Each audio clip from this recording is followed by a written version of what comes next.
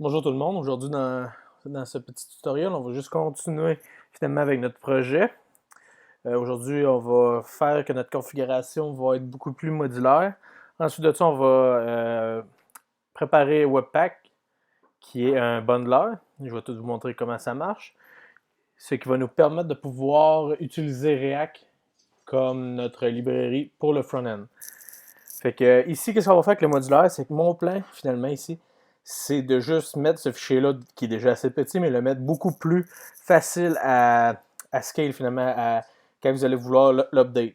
Fait que qu'est-ce qu'on va faire ici? Dans notre serveur, on va créer un autre dossier appelé config. Dedans, on va créer un db.js. Ça va tout être la configuration, finalement, de notre base de données. Il n'y a rien de trop compliqué.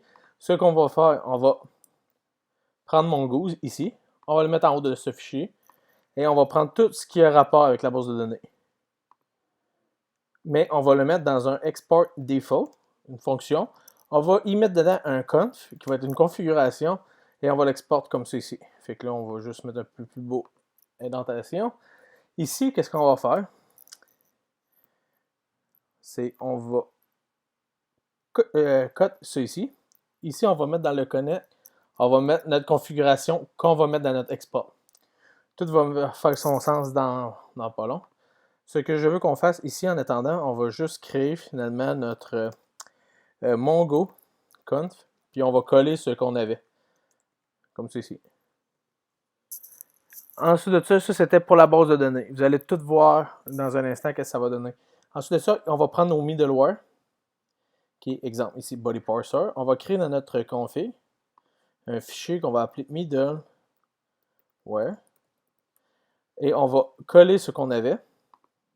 Et on va prendre finalement notre body parser JSON. Mais on va le export default aussi avec une fonction. La fonction ici va prendre l'app. Comme ceci. Présentement, ça va. Oui, présentement, on n'a pas beaucoup de middleware, etc. Mais ça va faire son sens, mais qu'on commande à rajouter pas mal plus. Ça ici. Fait que là, ici, on peut sauvegarder. Dans notre config, on va créer un fichier index.js. On va import db-config qui vient directement de notre db, le fichier qu'on vient de créer. On va avoir notre middleware config qui vient de notre middleware, comme c'est ici. Ici, finalement, on va exporter nos deux fichiers. Pourquoi je fais ça ici? Ça va nous permettre, finalement, ici, de importer, qui vient directement du fichier config, vous allez voir, avec l'autocomplet, le db-config et le middleware config. Pas besoin d'avoir deux lignes pour faire ça ici. Fait que là, présentement, ici, le middleware config, rappelez-vous, il y a besoin de recevoir l'app. Ici, on va coller cette fonction et on va y installer l'application qu'on a direct ici. Rien de plus compliqué. Là, il va nous rester à faire la configuration de la base de données. On va faire ça ailleurs, plus tard. Mais comme là, vous avez pu voir, on vient de raccourcir le nombre de lignes qu'on avait et tout continue de marcher finalement. Juste. Fait que ça ici, c'était bon pour ça. Ensuite de ça, on va parler un peu de Webpack. Qu'est-ce que Webpack? Webpack, c'est une petite photo que j'ai prise sur Internet. Webpack va nous permettre de compiler tout notre JavaScript qu'on va écrire en ES6 et notre CSS, etc. Et va nous faire des fichiers plus raccourcis pour que l'Internet, pour que finalement vos clients reçoivent tout le fichier plus rapidement, etc. Vu que ça va être des fichiers plus petits. Et ça permet finalement d'avoir un React, etc. Là, ici, on va écrire beaucoup de code. Fait qu'ici, premièrement, il va nous falloir une coupelle de package. Ici, il va nous falloir, premièrement, installer dans le Dev Dependency, Webpack, version 2.2. Ensuite de ça, on va installer Webpack Dev Middleware. Ensuite de ça, on va installer un HTML Webpack plugin. Et on va installer un extract text Webpack plugin. avec une version de 2.0.0.beta-5. Non, le dash il est ici et le dot est direct ici, comme ceci. Tout marche. Pour ceux qui ne connaissent pas encore Webpack, tous ces modules-là, vous allez tous vous le faire expliquer, ça ne sera pas bien long, il faut juste les rajouter premièrement. Ensuite de ça, il nous faut, on veut que Webpack s'occupe de notre CSS, fait que CSS Loader. Ensuite, on veut qu'il s'occupe de notre ES6 Babel Loader. Ensuite de ça, on va adder quelques presets pour notre Babel. On va avoir preset et React, parce qu'on va utiliser React. Ensuite de ça, on va avoir preset Env qui donne tous les derniers JavaScript. Ensuite de ça, on va avoir Babel preset stage 0. Ça va nous permettre d'utiliser le REST et le spread operator. Ensuite de ça, on va être bon avec ça. On va tout pouvoir aller les installer dans notre Babel ORC, qui va nous permettre finalement d'être beaucoup. On n'aura pas besoin de compliquer la vie plus tard. Fait qu'on va avoir ici, on a notre ES 2015, on va rajouter notre Env, on va rajouter notre React et on va rajouter finalement notre Stage 0. Ensuite de ça, on va pouvoir. Fait que notre Babel il est setup. Là, il faut créer notre Webpack config.js. Ça, c'est le nom qu'il faut donner à notre Webpack pour qu'on puisse mettre notre configuration. Ici, il va y avoir beaucoup de code. La première, on va importer Webpack. Rappelez-vous, ici, vu qu'on n'a pas notre Babel register, etc., qui vient d'ici carrément, il faut utiliser ES5. Ici, on va avoir Webpack. Ensuite de ça, on va prendre Path qui vient de Node.js pour besoin d'installer. Ensuite de ça, on va avoir extract text plugin. C'est que les fichiers qu'on vient d'installer finalement, désolé. Comme c'est ici. Et on va voir notre fichier HTML Webpack plugin égale require HTML Webpack plugin. Ici, on va avoir une petite erreur qui écrit No Dev Dependency. On va prendre la petite erreur de ESLint. On va faire commande C pour le copier. On va aller dans notre ESLint ici. On va add une rule, comme ça ici. Et on va mettre ce qu'on vient de prendre. On va mettre 0 pour false. Comme ça, si je reviens, vous voyez, toutes les erreurs ont parti. Ici, on va créer un vendor lib qui va être une array finalement de qu'est-ce qu'on va adder. Ici, finalement, comme là, présentement, juste pour vous le montrer, on va mettre React, comme ça ici. Qu'est-ce que ça fait? Ça fait que les librairies qu'on n'utilise pas souvent pour notre application, finalement, tout ce qui est qui ne vient pas de nous, finalement, comme React, Redux, etc., on va faire un vendor file avec ça. Ça va nous permettre de cacher ce JavaScript file dans le browser du client, qui va faire qu'on va avoir un loading plus rapidement après la première fois. La première fois, on va tout loader. La deuxième fois, mais que le client revienne dans notre application, il n'y aura pas besoin de reloader ces codes-là. Ici, on va avoir un module export. Ici, on va voir, ça c'est toute la configuration de Webpack. Ici, on va voir l'entrée. On va voir bundle. Ici, ça va être où on veut que ça commence. On va avoir un index.js dans un dossier source. Fait qu'on va créer le petit dossier rapidement, qui est dans le root, comme c'est ici, et on va mettre index.js. Comme ça ici, c'est créé. On n'en parlera plus pour là. Ensuite de ça, on va mettre ici nos vendors, puis on va mettre l'arrêt qu'on vient de créer, finalement. Ensuite de ça, il nous faut aller avec l'output. Ici, on va y aller avec le path. On va utiliser notre library path qui a une méthode join qui va prendre le dir name et on va y installer dist. Ça va nous permettre finalement de créer un dossier dist qui va être dans le root, qui va tout être où qu'on va mettre notre webpack. Ici, j'avais oublié un petit égal. Ensuite de ça, on va avoir file name, le nom qu'on veut donner à nos fichiers.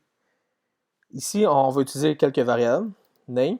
Ensuite de ça, on va avoir le chunk, hash. Et on va mettre .js, comme ça ici. Ensuite de ça, on va avoir le public path. Et on va y mettre le root, comme ça ici.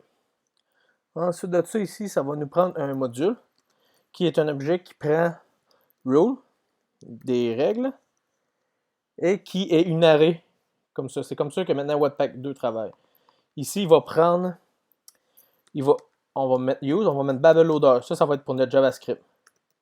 Pour pouvoir transformer notre ES 2015, ça veut dire le nouveau JavaScript, en JavaScript que tous les browsers vont pouvoir voir.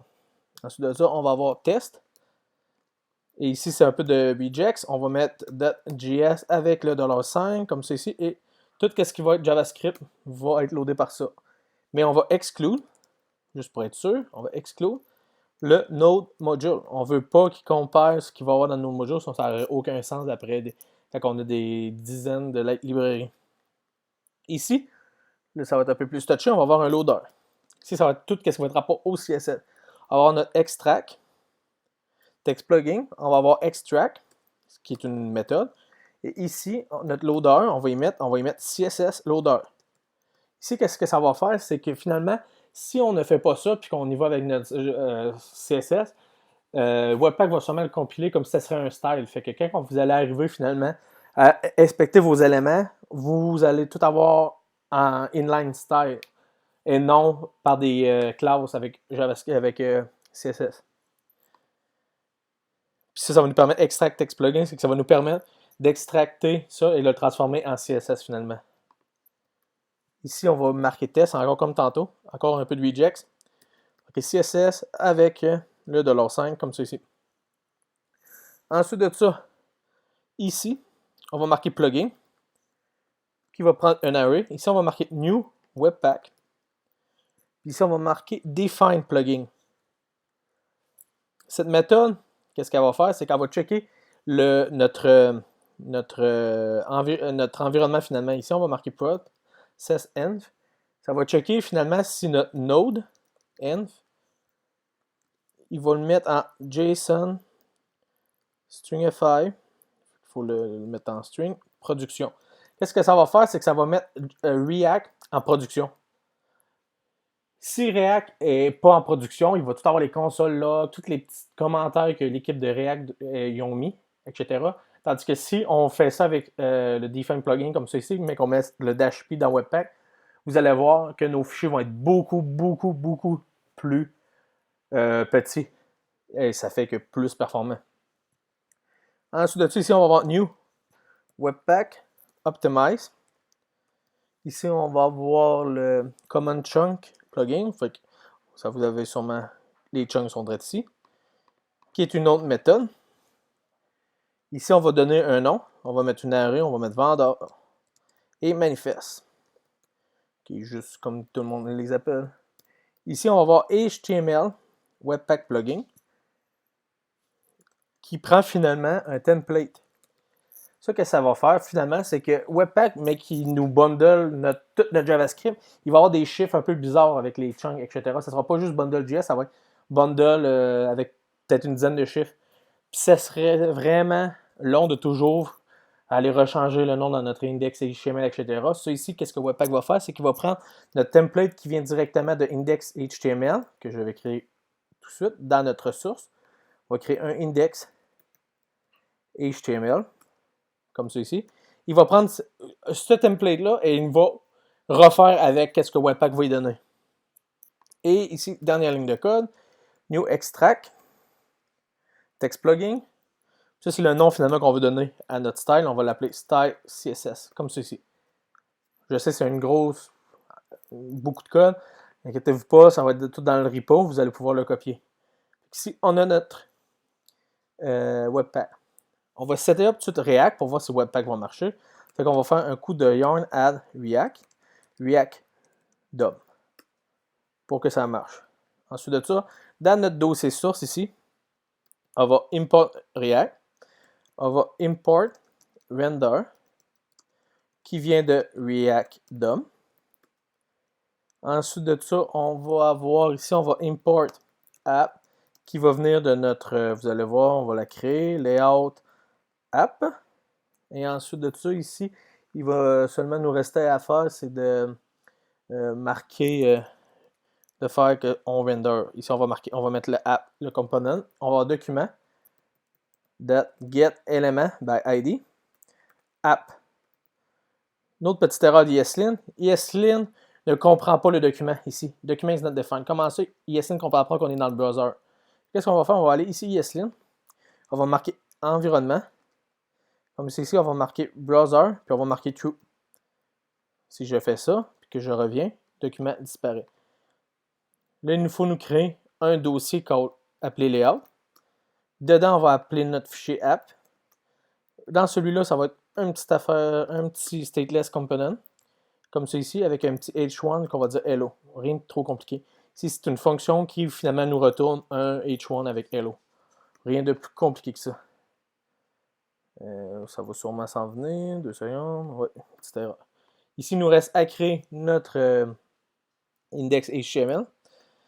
Un petit coup de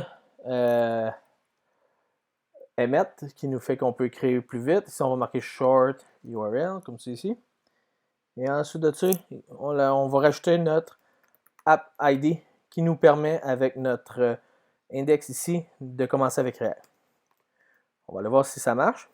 On va marquer Webpack Dev Server. Première chose, on va juste marquer Webpack. Vous allez voir. On va voir si on a une erreur. Aucune erreur. Et vous avez vu que ça va faire. On a plein de petits fichiers que Webpack a fait. On a un vendor. Si je le rouvre, vous avez vu, notre vendor a plein de commentaires. On a notre manifeste, qui est tout pour que Webpack puisse marcher finalement. Et ici, le bundle qui est nos codes à nous finalement. Et ici, index HTML, vous avez vu, si on fabriquait un fichier HTML avec nos manifestes et notre vendor. Pas besoin d'avoir écrit tous ces chiffres-là ici. Ensuite de ça, on va juste fait que ici, on va essayer avec Webpack. Oh, désolé, j'ai oublié. On va aller l'installer finalement dans le serveur pour que ça marche avec notre application. C'est ce qui nous manque. Rien de trop compliqué. Ici, on va aller dans notre serveur. Je vais tout fermer les dossiers. Serveur, index. Ici, on va commencer à travailler avec les environnements. Ici, on va créer let mongoconf, ce qu'on vient de créer finalement tantôt. On va marquer if process environnement.node env n'est pas égal à production. On est en développement. Ici, on va aller chercher notre Webpack middleware. Ici, égale require. Je sais pourquoi que j'utilise require ici, c'est seulement parce que on est plus au top, on est rendu dans un statement, fait que ça va être beaucoup plus facile avec ça. Et là, vous allez voir, on va recevoir global require. Ici, on va prendre la même affaire. ESLint n'aime pas ça. On va aller dans ESLint. On va aller mettre cette règle-là, on va aller mettre ça à 0 pour false. Plus de problème avec ça ici. Ensuite de ça, ici, on va marquer const webpack égale require webpack. Et ici, on va prendre webpack config qui va être finalement notre webpack qu'on vient de créer. Webpack config. Ici, je sais c'est un middleware, mais on va le faire directement ici. Ça va être beaucoup plus facile. Webpack middleware. Fait que notre app va prendre Webpack middleware. On va y mettre un coup de Webpack dedans et on va y mettre notre configuration, comme ceci. Fait que c'est 3 fonctions qui s'assemblent. Ensuite de ça, ici, on va faire app.get, comme ça ici. On va mettre un require. So, toutes les routes vont aller ici. Qui va avoir ça ici. Qu'est-ce qu'on va faire? C'est qu'on va faire un coup de res.sendFile. Ici, il nous faut importer path, comme tantôt. From path. Res.sendFile, ici comme ça. Ici, qu'est-ce qu'on va faire? On va mettre path.join, comme tantôt. Ici, on va y mettre le dir name. Et on va y aller avec le this index HTML. Oh, je me suis trompé, désolé. Désolé, je me suis trompé. On va le refaire dans pas long. Ici, j'essaie juste d'y aller le plus vite possible. Ici, on va seulement prendre ce qu'on a fait avec la base de données. Fait que si on est en production, on veut utiliser elle qu'on a en localhost, elle qu'on a localement finalement. Tandis que ensuite, ici, elle, c'est là qu'on va faire ce que je viens de faire finalement. App.u, on va prendre Express. Express, c'est une méthode qui s'appelle statique. On y dit quel dossier on veut qu'il ait checké. On va dire qu'il ait checké le disk qui va être ici finalement. Ensuite de ça, on va faire app.get. C'est là qu'on va faire notre petit coup de, comme celui-ci avec l'Axterix, il dit toutes les routes après le route vont aller là ici. On va juste mettre ça ici en attendant. Comme ça. Ici, on va envoyer le fichier. Send. Désolé, des fois l'autocomplet. Send file. Ici, on va avoir le path.join. Comme ceci, qui va prendre le dirname, qui va être finalement le disk ici. Puis qu'on va y faire un coup de this.index HTML, car React part tout par l'HTML comme ceci. Et finalement, Mongo con va être égal à notre process inf Mongo URL. On va le faire plus tard ça. Là, notre base de données n'est pas configurée. On va prendre la base de données ici. Qu'est-ce qu'on va faire? C'est qu'on va y mettre notre variable qu'on a. Fait que notre variable, si on n'est pas en production, on va aller ici. Et si elle l'est, elle va aller ici. Fait que là, on va faire un petit test. On va starter ça avec yarn start. Vous allez voir si tout va bien. App listening. Et là, vous avez vu, là, c'est Webpack qui embarque. Si je m'en vais à mon localhost 3000, vous avez vu maintenant, c'est le hello. Mais ceci vient directement de React maintenant. Ça vient de React. Et le DevTool ne fait que le prouver, React. Ce qu'on va faire pour tester aussi, on va faire un petit test. On va marquer ici API V1, on va marquer Hello. On va attendre que ça se refresh. On va aller ici, on va marquer API V1 Hello.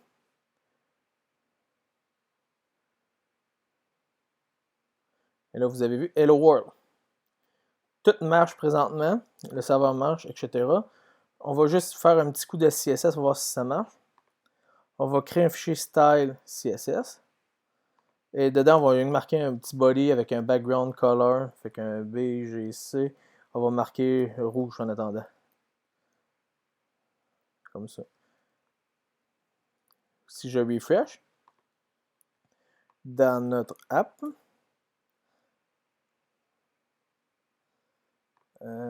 ok, oui, j'ai oublié. À cause que Webpack va compiler ça, il nous faut importer notre style directement dans notre JavaScript. Comme ça ici. Alors maintenant, si je refresh, si je refresh, 2 secondes, mon ordi est pas mal lent, ok, et vous voyez maintenant, le CSS marche. Ici, qu'est-ce qu'on va faire? On va ajouter quelques petits packages vraiment vite pour pouvoir utiliser quelques scripts. On va yarn add en dev dependency rim wrap qui va nous permettre de tout déléter. Finalement, c'est comme rm rf avec votre Mac, mais Windows n'ont pas cette commande. Et on va installer aussi juste ça, ça va être correct pour là, mais on va installer 2 secondes. On va installer cross-env. Ça va nous permettre d'avoir des environnements. Ce que je veux vous montrer, c'est qu'on va créer dans notre paquet JSON. On va créer ici notre script. On va le changer finalement pour dev. Et on va dire, on va supprimer ça ici. On peut mettre une espace. On va marquer cross-env, node, env. Puis ici, on va marquer développement. Développement.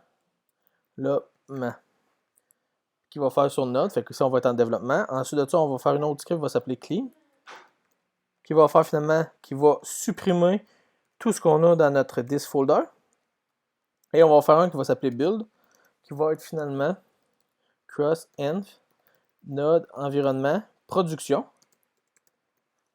Ensuite de ça, on va cleaner notre this folder, puis on va recréer un, mais avec Webpack-P qui va être plus compilé. Juste pour faire des petits tests, vite. Après ça, on a fini avec le tutoriel. On va faire run clean, juste pour là. Si je run seulement Webpack, ce que je vais avoir, vous allez voir la grosseur des fichiers. On voit les grosseurs des fichiers. Mon bundle 561 KB avec 104. Mon CSS 34 bytes, etc. Ici, vous avez pu voir, mon style, il est comme ça ici. Et mon bundle, il y a plein d'espace. Plein d'espace, etc. avec des commentaires. Mon manifeste, qui est ce que Webpack a besoin ici. Et mon vendeur, qui est tout ce que, ici vous pouvez voir Facebook, c'est tout ce que React est. React est... ici, juste pour être sûr, on va juste rajouter en attendant, parce que vous savez, on a rajouté React DOM, on va le rajouter ici. Okay, comme ça. Mais là, vous avez vu comment c'est quand même assez gros. Là, qu'est-ce qu'on va faire? On va le cleaner encore. Mais on va faire un coup de Webpack -P. Le Webpack va enlever ses propres commentaires. Puis ses espaces. Vous avez pu voir maintenant? On a 142 en vendor, on a 493 en bundle maintenant. 26 en style. Maintenant, si je m'envoie mon style, tout est inline. Mon vendor, tout est plus petit comme ça ici. Et maintenant, mon bundle est beaucoup plus concentré, beaucoup plus léger. Mais là, si on run ça en production, qu'est-ce que ça va faire? React va tout enlever ses propres consoles-là, commentaires, etc. Va mettre ça beaucoup plus rapide. Là, on va pouvoir faire notre yarn build qui va mettre tout en production, puis il va cleaner, etc. Il va mettre ça en Webpack. Allez voir.